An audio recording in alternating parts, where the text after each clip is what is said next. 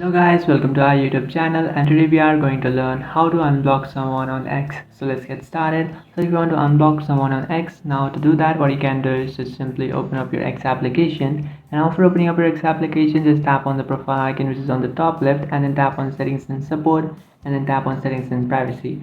After tapping on that option, now from here what you can do is just simply tap on privacy and safety, and after tapping on privacy and safety you will find mute and block option. Just tap on it and then tap on blocked accounts, and inside your blocked accounts you will find all the accounts that you have blocked.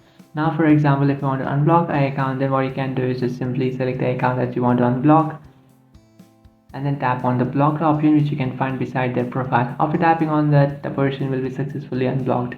So that's it guys, this is how to unblock someone on X. If you find this video helpful, don't forget to like and subscribe to our channel. If you have any doubts, feel free to comment below. Thanks for watching.